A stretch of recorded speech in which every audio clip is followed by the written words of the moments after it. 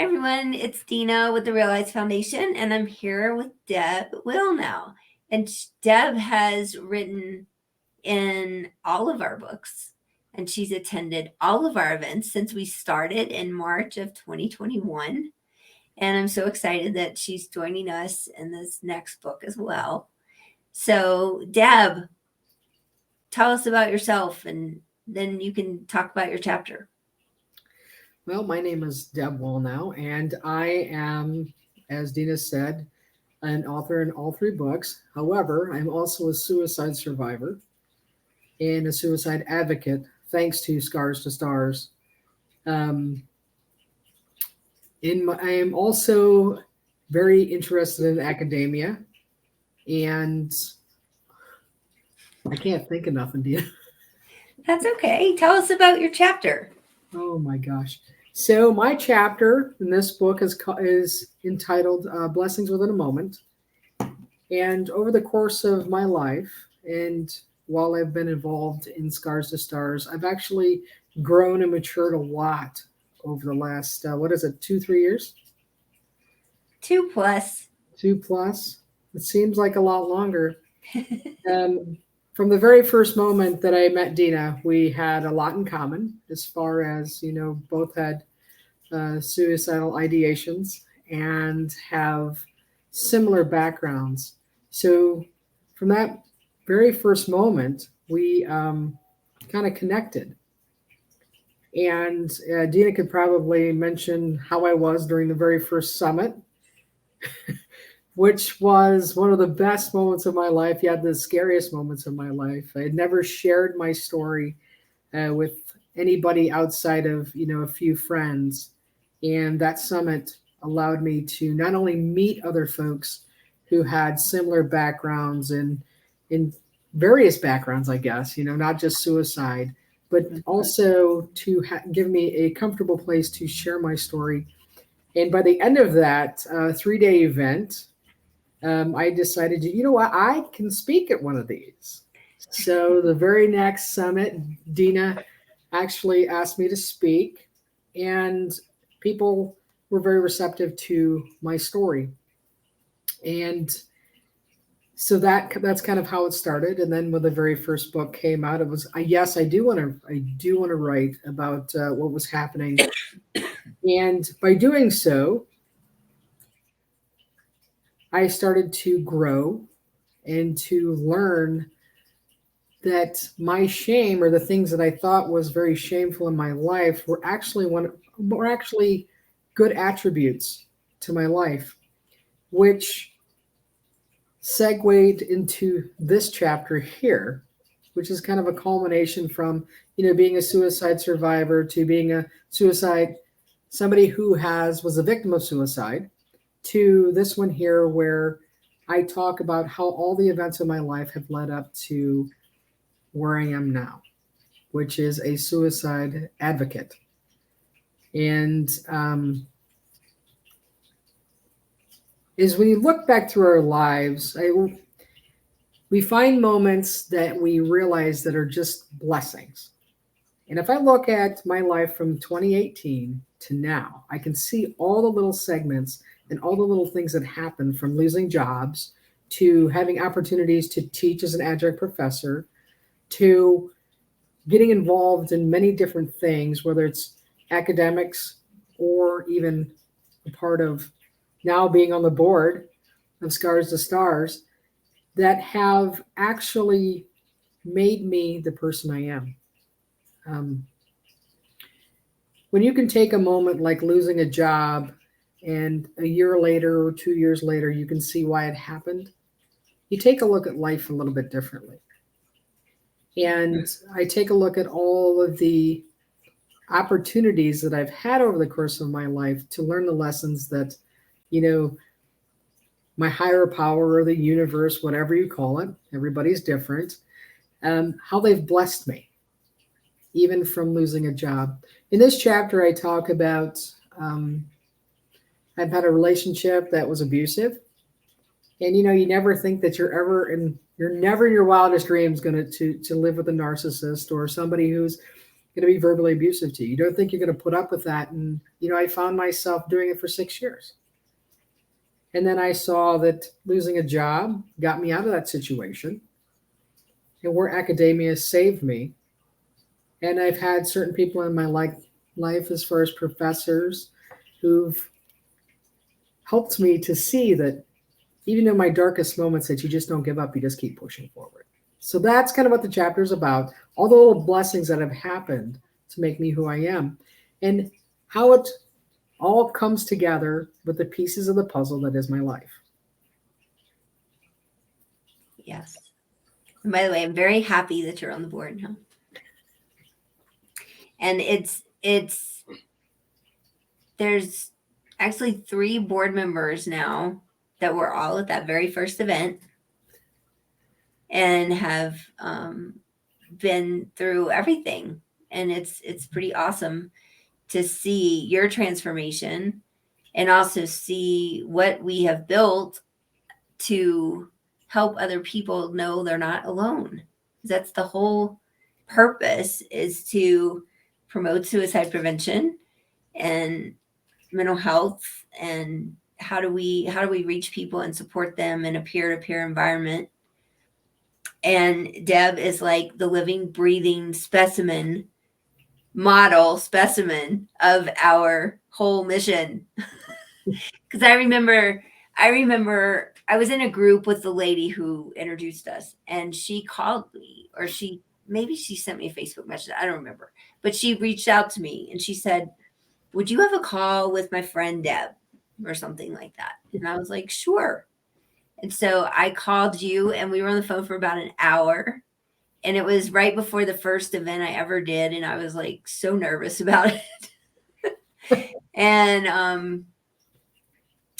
And for those of you who don't know, I've done events like my whole career, but I had never done virtual events. And I was in a group for a year in 2020 learning about virtual events. So that was my first summit in March in 21 that we did. And we had 15 speakers, and it was pretty cool. And we do events a little different, but I think it was a great idea. And those summits were what gave us the idea to make these books and tell people's stories, because they were so touching as speakers on a virtual event in a Zoom room with people.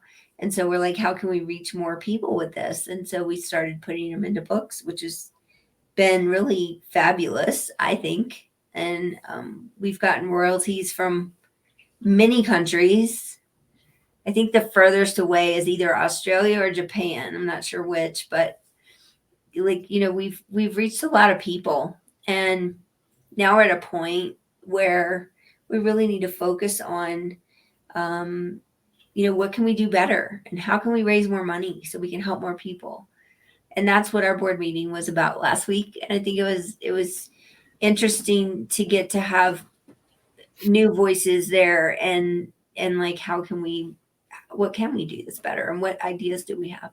And so since I'm on this subject, if anybody's willing to support what we're doing, you can go to realizefoundation.org, and you can donate $1 to $1 million, whatever you would like. And it goes through our donations platform with QGive, and you'll get a receipt. It's tax deductible. If you want to sponsor an author, it's $350. If you, we do corporate sponsorships for our Save a Life Challenge events, which is $1,500. So I just wanted to throw that out there since we're talking about the board and fundraising.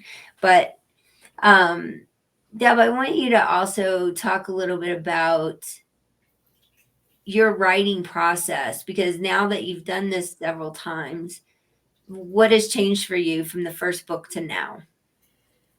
What a transformation, and if I take a look at the person that introduced us, in this chapter, you're going to find out that she has introduced me to so many people who have changed my life in just astronomical ways.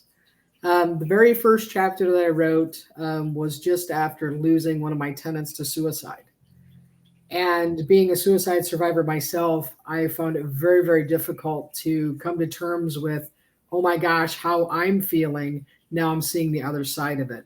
So I started, so I see the transformation of going from, okay, this is where I was, to, okay, the next one, it's a little lighter than the first one. And now I'm into something that is extremely positive and taking um, the moments that were shame and actually flipping them around to show that, you know, no matter where you are, how dark and how much darkness you're in, the light at the end of the tunnel is just around the corner to finding your life's purpose.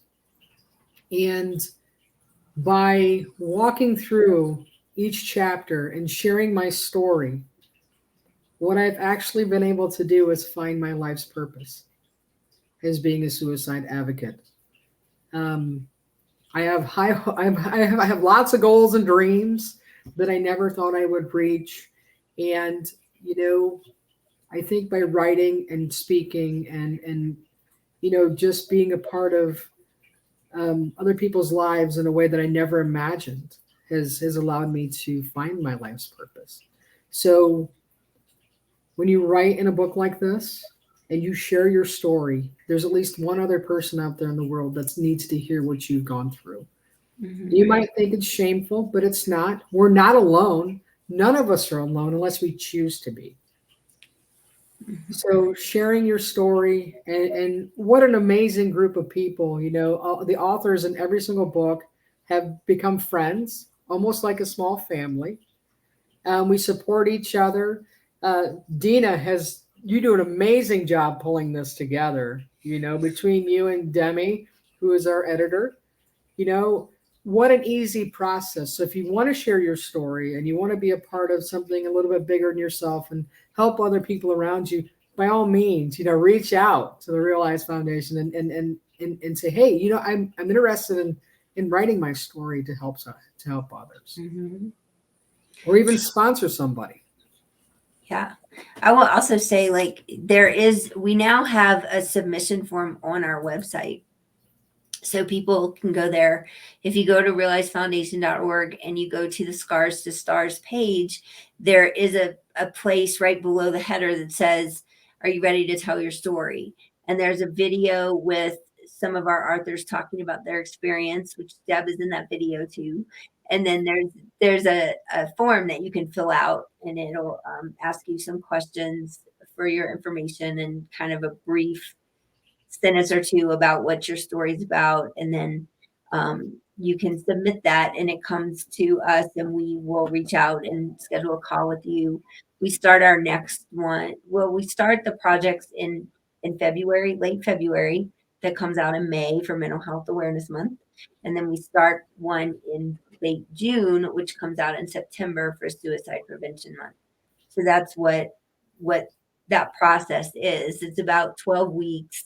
We have an hour call every week, and we give you the deadlines way up front so you have it. And we have a member hub where you can log in. You can watch the recordings of the videos we do and the calls we do, and it has all your resources and everything in one place.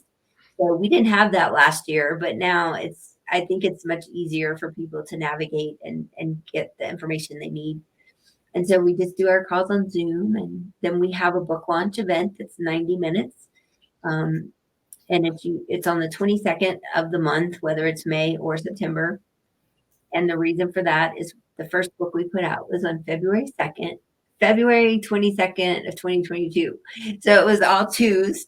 Um, and so we just keep it going with the day of the month for launches. But yeah, it's been such a amazing journey, and it's fun to meet new authors that come in and don't know our process, and it's also fun to have people like Deb who've written in multiple books that are just really involved, and the community is amazing. We have a private Facebook group. Also, I want to just talk about our process for a minute, because I wrote in two anthology books like in 2018 and 19. I never met the other authors. I never had a call. I didn't have anybody to edit my stuff. Like none of that happened. They said, okay, pay $600 and write your chapter and send it to us, and we're gonna publish it, and we'll tell you what day it's coming out. Like that was it. And so when we started this process, I was like, we have to make this better. Like we have to make this in a way that it is we're building our community, we're having more conversations about mental health and suicide prevention, and we're using our personal stories to make people know they're not alone, and that's pretty much our mission. So there has to be interaction, there has to be support. So this is what we came up with. We do this 12-week thing where we spend time together during the process, and we get to know each other, and then we have this cool event where we can invite all our friends and promote the book for ourselves. And then we're also starting a podcast, and we have, like I said, we have a private Facebook group anybody can join. It's called Scars to Stars Live. So I'm saying I don't usually talk about all this on these interviews, but I feel like it's appropriate with you, Deb, because you've been part of building what we have done. And it's a lot, you gave me feedback all along the way, which really helped me know, like, does this resonate with people or not?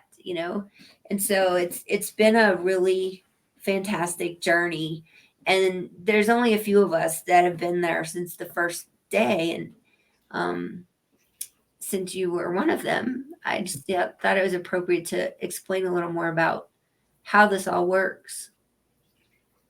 And the cool thing is you don't really have to know what your topic is going to be about, right? You can have an idea, and all the way up until you submit your first draft, you can pretty much change it, right? As long as it falls within a certain amount of certain criteria. But it's um, the cool thing is every book that comes out, we meet new authors and we welcome into our little family, and um, we all talk amongst ourselves. I mean, it's like we just keep growing and growing as a community, and it's cool because you get to see how each other grows and how they've developed their own, whether nonprofit or coaching or whatever they're doing, right, to help other people. So it's just a neat thing to see how this here we pay it forward with our stories, but then we all go on to pay it forward in other ways, which Mhm. is it's a blessing in itself, right? Yeah, absolutely. Absolutely. And it's what you were saying about blessing in the moment is, it reminds me of the process I went through of losing my business in 2020 and trying to process my own mental health journey and trying to figure out what to do, because we had set this foundation up as something very different to do with my former business around mental health. And when that all fell apart, I lost my whole business and everything, bankruptcy, all of it. And it's like, okay, well, now I still want to do this and I still want to focus on suicide prevention, but how do we do that? Because we don't know. I didn't know what it looked like. And I'm like, I don't have a degree in psychology. Who's going to listen to me? Like, how are we going to move this forward in a way that we can help people? And it was all that group I was in around virtual events that helped me figure out, let's do a summit and start there and see who wants to speak on it and see how that's going to work. But what came out of all of that for me was my own tagline, like, Deb has blessing in the moment, mine is thankful for the scars. And that is what started all of this in my mind, for it to even be a thing.